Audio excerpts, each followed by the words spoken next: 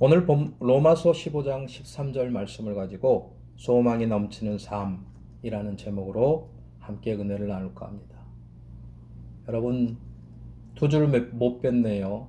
어떤 분은 한 달을 못 뺀 분도 계시고, 여러분 모두 주의 이름으로 사랑합니다. 자아 정체성이라는 말이 있습니다. 자신을 누구라고 생각하느냐는 것이에요. 자신을 아이라고 생각하면 아이의 행동을 합니다. 어른이 되어도 아이처럼 철없는 행동을 하는 사람들이 그런 경우입니다. 반대로 자신이 어른이라고 생각하는 사람은요, 모습은 아이일지라도 어른 같은 행동을 합니다. 그런 사람은 나이는 어리지만 성숙하다라고 말합니다. 또 몸은 남자인데 자신을 여자라고 생각하는 사람도 있지요. 그런 사람은 여자처럼 행동합니다. 이런 행동의 근원이 바로 자아 정체성입니다. 자아 정체성은 마음 깊은 곳에 있습니다.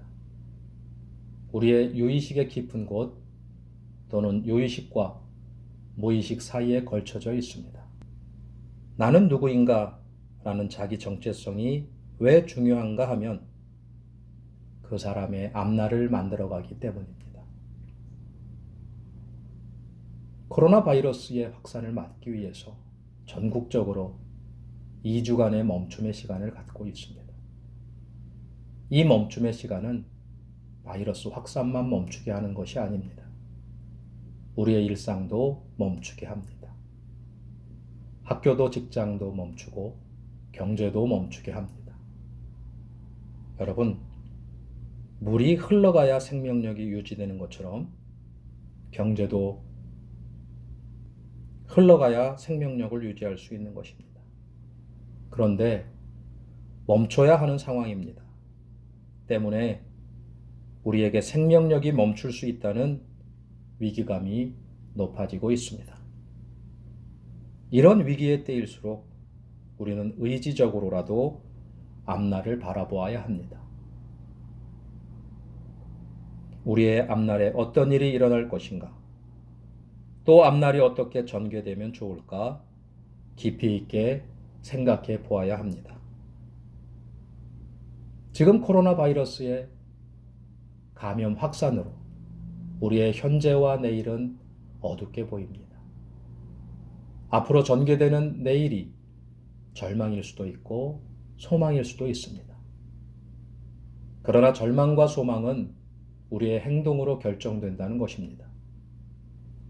현재가 아무리 어둡고 내일도 어둡게 보일지라도 우리는 어두움 너머에 있는 빛을 바라보아야 합니다.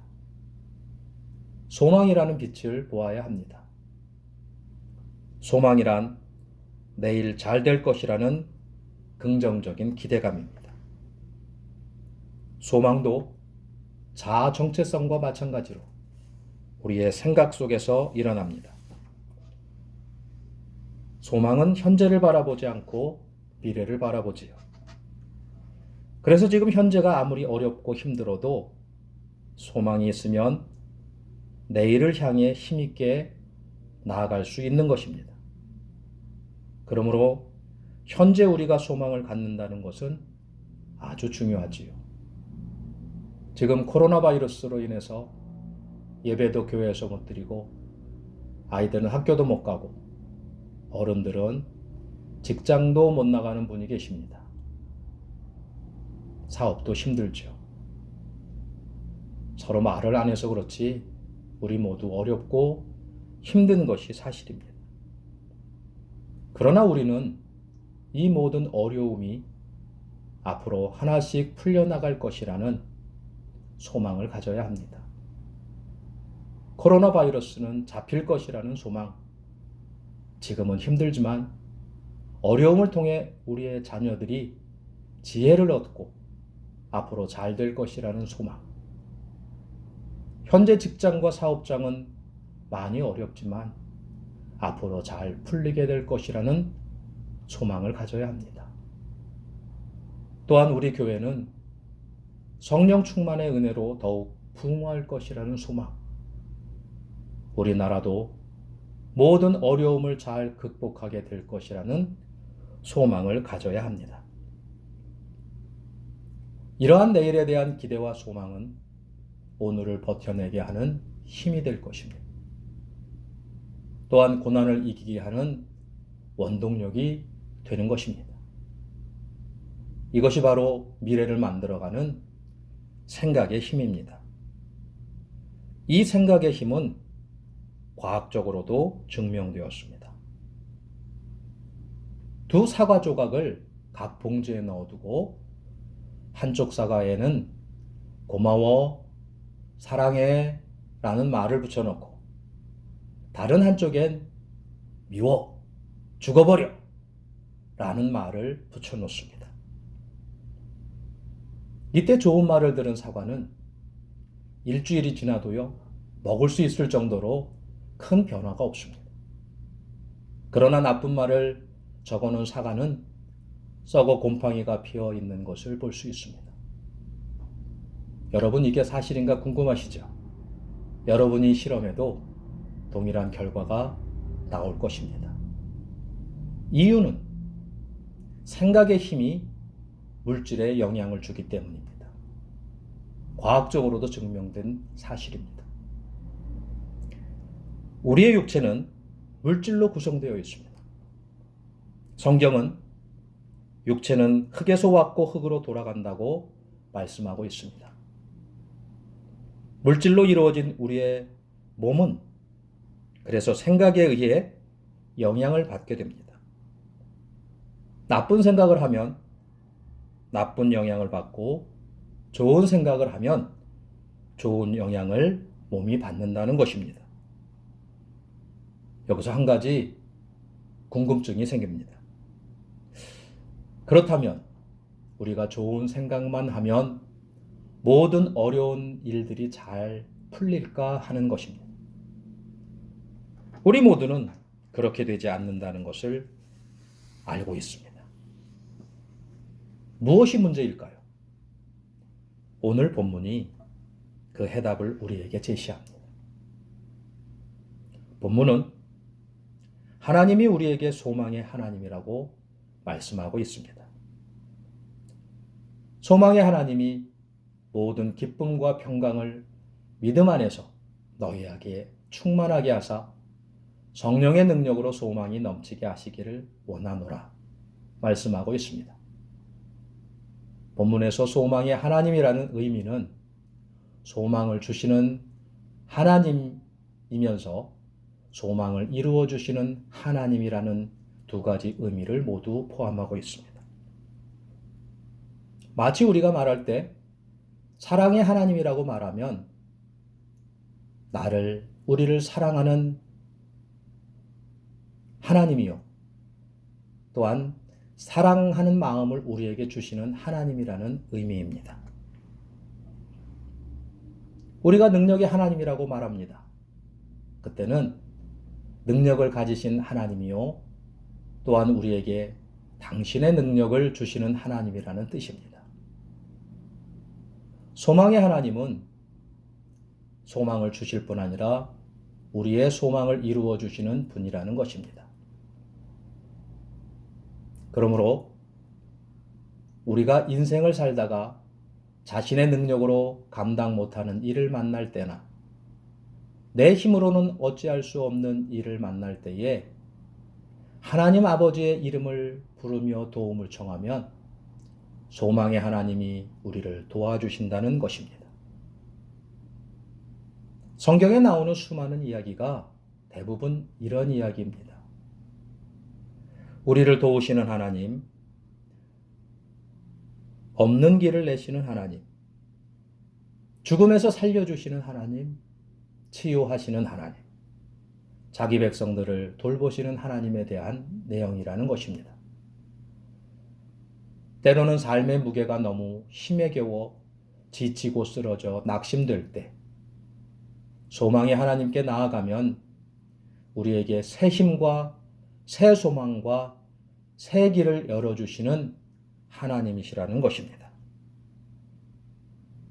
지금은 안 보이는 길을 걷고 있지만 소망의 하나님께 기도하면 하나님께서 우리 인생의 문제를 홍해를 가르듯이 갈라주시고 그 물 밑에 감추어둔 길을 보여주시고 또 인도해 주신다는 것입니다. 이것을 시편 77편 19절에 이렇게 말씀합니다. 주의 길이 바다에 있었고 주의 곧은 길이 큰 물에 있었으나 주의 발자취를 알 수 없었나이다. 또 이사야 43장 19절과 21절에 이렇게 말씀합니다. 보라, 내가 새 일을 행하리니 이제 나타낼 것이라. 너희가 그것을 알지 못하느냐? 반드시 내가 광야에 길을 사막에 강을 내리니. 21절에 이 백성은 내가 나를 위하여 지었나니 나를 찬송하게 하려 함이라. 소망의 하나님은 우리의 든든한 백입니다. 우리의 믿는 구석입니다. 자신감과 긍지를 가지고 소망의 하나님을 붙잡는 여러분 모두 되시기를 축복합니다. 소망의 하나님은 소망을 주시는 하나님이요 또한 소망을 이루어 주시는 하나님이십니다. 그렇다면 우리는 하나님께서 우리의 소망을 어떻게 이루어 주시는가에 관심을 가져야 합니다. 하나님께서 우리의 소망을 돈으로, 권력으로 이루어 주신다고 말씀하지 않으셨습니다.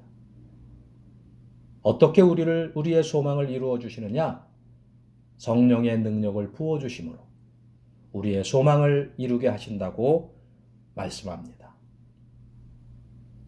우리가 소망을 이룰 때 왜 성령의 능력이 필요할까요? 그 이유는 우리의 마음 때문입니다. 자기 정체성도 마음속 깊은 곳에서 나오고 소망도 마음 깊은 곳에서 나온다고 말씀드렸습니다. 마음속 깊은 곳에 바로 영의 세계가 있습니다. 우리의 영이 성령으로 충만할 때 우리 육신과 삶에 성령의 능력이 나타나게 됩니다. 그러나 성령 충만하지 않으면 우리 마음에 가득한 악한 영의 영향이 우리 삶 가운데 나타나는 것입니다. 그러므로 우리는 먼저 우리 삶을 지배하고 있는 악한 영들을 반드시 쫓아내야 합니다. 악한 영들을 쫓아낼 수 있는 능력은 오직 성령의 능력뿐입니다. 우리가 성령 충만할 때 우리 마음 가운데 악한 영은 쫓겨나가 악한 영의 역사는 사라지고 성령의 역사, 빛의 역사가 일어나게 되는 것입니다. 성령의 능력은 성령 충만할 때 주시는 하나님의 은혜요 확신입니다. 그래서 성령 충만하게 되면 담대함으로 나아가는 초긍정의 사람이 되는 것입니다. 이러한 담대함과 초긍정이 우리 삶에 변화를 가져옵니다. 이전에는 불가능하다고 여겨졌던 일들이 나도 모르게 가능하다고 생각하고 무기력하던 삶에 새로운 힘이 솟구칩니다. 분명 내 마음이 힘들고 어려웠는데 마음이 무겁고 두려움과 걱정, 근심으로 잠을 청할 수 없었는데 성령 충만하면서 그 모든 것들이 사라지고 소망이 넘치게 되는 것입니다. 그러므로 우리는 성령 충만한 은혜를 사모해야 합니다. 사슴이 시냇물을 찾기에 갈급함 같이 우리 영혼이 하나님을 찾기에 갈급해야 합니다. 우리가 성령 충만으로 하나님께 잠기게 되면 삶에 힘이 생기고 생기가 넘치게 되는 것입니다. 그 결과 이전에 우리 안에 깊숙이 자리 잡고 있던 패배감과 절망감과 우울증 등이 쫓겨나가고 그 자리에 하나님의 지혜와 힘과 용기가 생기게 되는 것입니다. 이 은혜의 주인공들이 모두 되시기를 축복합니다.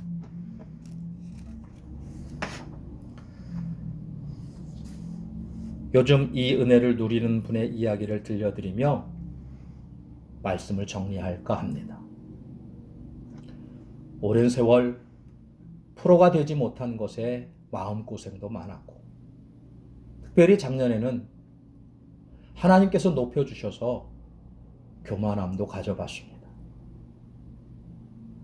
한 달 동안 방황도 하였지만 다시금 하나님께 소망을 두며 기도하였습니다. 기도의 자리로 나왔습니다. 그리고 겸손하게 주님을 바라보며 하나님의 영광의 도구가 되게 해주세요 라고 기도하였습니다. 하나님께서 은혜를 회복시켜 주시고 지금까지 큰 기적을 세 번째 이루어가고 계십니다.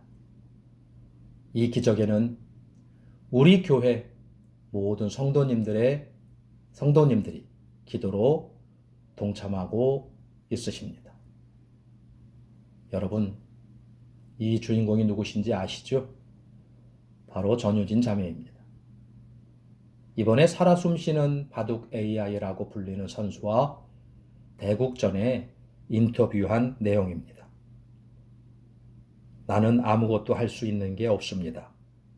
그저 내 주어진 자리에서 최선을 다할 뿐입니다. 준비하는 기간 최선을 다했기에 이기면 너무너무 좋겠지만 지더라도 결코 후회는 없습니다. 나의 바둑의 결과는 오직 하나님께 달려있기 때문입니다. 유진 자매가 앞으로 2번만 더 이기게 되면 유진 자매 개인적으로 큰 상급의 축복을 받게 됩니다. 여러분, 우리가 소망 중에 즐거워하며 환난 중에 참으며 기도에 항상 힘쓰라고 성경은 말씀합니다. 우리가 그렇게 할 때 하나님께서 성령의 능력으로 더 큰 소망을 이루어 주실 줄 믿습니다. 오직 주님 바라보며 쉬지 말고 기도함으로 성령의 능력으로 모든 소망이 넘치는 삶을 살아가시는 우리 모두가 되기를 축복합니다. 기도하시겠습니다. 하나님, 소망의 하나님을 붙들기를 기도합니다. 성령 충만함으로 소망의 확신이 넘치기를 소원합니다. 모든 어려움 가운데서 오직 주님 바라보고 기도함으로 승리의 찬양을 올려드리는 사랑하는 성도님들과 우리 교회와 이 나라 이 민족이 되게 하여 주시옵소서. 예수님 이름으로 기도드리옵나이다. 아멘.